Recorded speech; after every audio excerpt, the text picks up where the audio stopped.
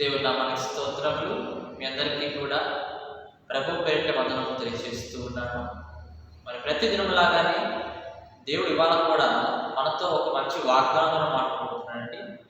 కాబట్టి విన్న వాక్యాన్ని మీరు ఏం చేస్తారంటే అనేక మందికి పంపించండి. వాళ్ళు కూడా దేవుళ్ళు ఎదుగుతూ ఉంటారు, ముందుకు వెళ్తూ ఉంటారు.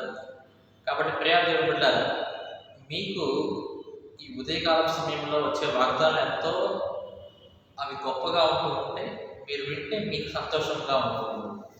కాబట్టి ఇవాళ దేవుడి వాగ్దానం మాట్లాడబోతున్నట్టే కనుక సామెతల గ్రంథము 3వ అధ్యాయం మనం తీసినట్లయితే సామెతల గ్రంథము 3వ అధ్యాయము 26వ వచనం మనం చదువుకుందాం.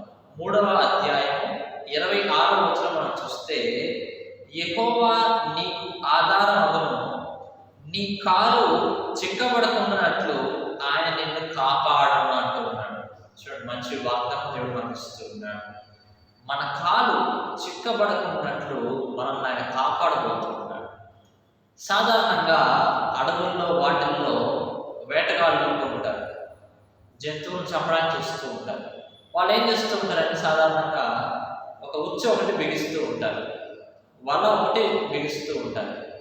బిగిచేసి ఏం చేస్తూ ఉంటారు, ఎప్పుడైతే కనుక ఆ యొక్క జంతువు ఏదైతే ఉన్నదో దానికోసం ఎదురు చూస్తూ ఉంటారు. ఒక ఉచ్చు ఒకటి బిగించుకొని దానికోసం వాళ్ళు ఎదురు చూస్తూ ఉంటారు కదండి.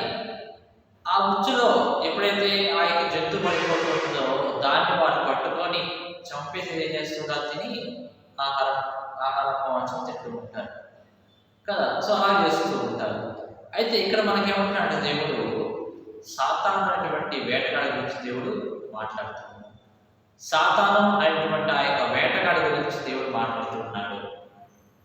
ఏం చేస్తూ ఉంటాడు, దేవుని యొక్క బిడలను ఎప్పుడు పడవేద్దామా, ఎప్పుడు బ్రింగుదమా అని చెప్పేసి సాతాను చూస్తూ ఉంటాడు. అన్ని జనులను సాతాను ఏమి చేయడు, ఎందుకంటే వాళ్ళెటు కూడా సాతాను యొక్క కంట్రోల్లో ఉన్నారు కాబట్టి వాళ్ళని ఏం చేయడు. కానీ ఎవరిని ఇబ్బంది పెడతాడు, ఎవరిని బాధపడతాడు, దేవుని యొక్క బిడ్డలను మనల్ని ఉచ్చులు వేసి పడవేదాన్ని చూస్తూ ఉంటాడు.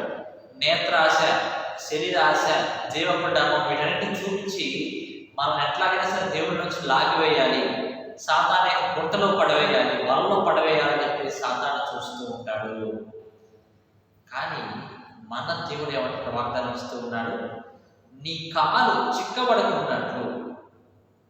చెప్పాను, ఎప్పుడైతే దానిలో జంతువులు వెళ్తాయో వాళ్ళలోకి అవి గట్టిగా బిగించుకుపోతాయి. అలాగే సాతాను యొక్క శోధనలో పడిపోతే గట్టిగా బిగించుకొని సాతాను యొక్క క్రియల ద్వారా ఇబ్బంది పడుతూ ఉంటాం. కానీ దేవుడు అట్లా జరగనీయకుండా మనల్ని ఆయన కాపాడుతానంటూ ఉన్నాడు. నిజంగా అండి, మన యొక్క సొంత నిర్ణయాల ప్రకారం మనం ఎప్పుడు కూడా వెళ్ళకూడదు. అలా వెళ్ళిపోతేనే సాతాను యొక్క శోధనలో పడిపోతాం. ఎందుకంటే మనకుండే జ్ఞానం ఎంత చెప్పండి, కొంచెమే. కానీ దేవుడికి గొప్ప ఉన్నటువంటి జ్ఞానంలో దేవుడికి ఉన్నది. కాబట్టి ఆయన మనం అడిగి ఆయన ప్రకారం మనం వెళ్తే కనుక అంతా కూడా మనకు మంచి మార్గంలో దేవుడు మనల్ని నడిపిస్తూ ఉంటాడు. అదే మన సొంత నిర్ణయాలు మనం వెళ్ళిపోయేసేసి ప్రార్థన లేకుండా ఏమి లేకుండా కార్యాలు జరిగించేసేసి తర్వాత చివరికి ప్రభువా మాకు ఈ నష్టం వచ్చింది, నాయన ఈ వ్యాపారం పెట్టాను, మాకు నష్టం వచ్చింది ప్రభువా అంటే దేవుడు ఏమంటాడు, నన్ను అడిగి పెట్టారు మీరు, మీ అంతటా మీరు పెట్టున్నారు కదా, మరి మన నష్టం వచ్చింది. ఒకవేళ నన్ను అడిగితే కనుక నేను మీరు ఆ వ్యాపారం పెట్టొద్దని చెప్పేవాడిని, కానీ మీరు నన్ను అడగకుండా వెళ్ళిపోయి వ్యాపారం పెట్టారు. అట్లాగా దేవుడు అంటూ ఉన్నాడు, ప్రతి ఒక్క విషయంలో కూడా దేవుని యొక్క మాట మనం ఏం చేయాలి, విని జాగ్రత్తగా ఉండాలి. సంసోను ఏం చేశాడు, దేవుడిని విడిచిపెట్టేసి మొదటంతా కూడా దేవుడు ఇచ్చిన గొప్ప బలము ద్వారా దేవుడిని ఎదుగుతున్నాడు. ఒక స్త్రీ వలన తన యొక్క గొప్ప బలమును ఆయన కోల్పోయాడు. ఆ యొక్క స్త్రీ యొక్క మాయలో పడిపోయి ఆ గొప్ప బలమును సంసోను కోల్పోయాడు, సాతాను యొక్క శోధనలో పడిపోయాడు.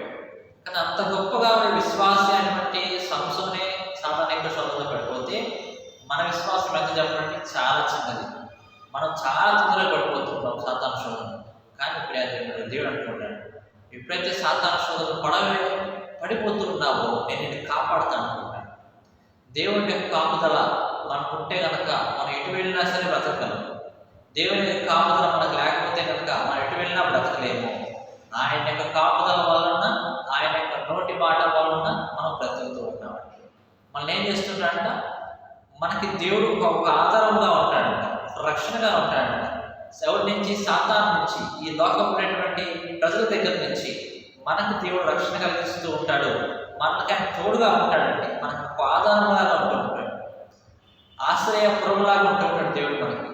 కాబట్టి ప్రియ దేవుడా, మీరు ప్రతి ఒక్క విషయంలో దేవుడు మీరు అడగండి, దేవుడు మీరు ప్రార్థన చేయండి. ప్రభా, ఈ పని చేయాలనుకుంటా, మేము నీ ప్రకారం మేము చేయాలని, కాబట్టి ఎలా చేయాలి చెప్పు అని మీరు ఎప్పుడైతే కనుక విశ్వాసంతో ప్రార్థన చేసి అడుగుతారో, అప్పుడు దేవుడు మీకు ఏ సాతాను శోధన ఉన్నా సరే ఆ పనిలో తీసివేసేసేసి ఆయన మనల్ని కాపాడి మనకి దేవుడు విజయాన్ని అనుగ్రహించేవాడుగా ఉంటున్నాడని చెప్పి దేవుడి వాగ్దానాలను శ్రమిస్తున్నాడు.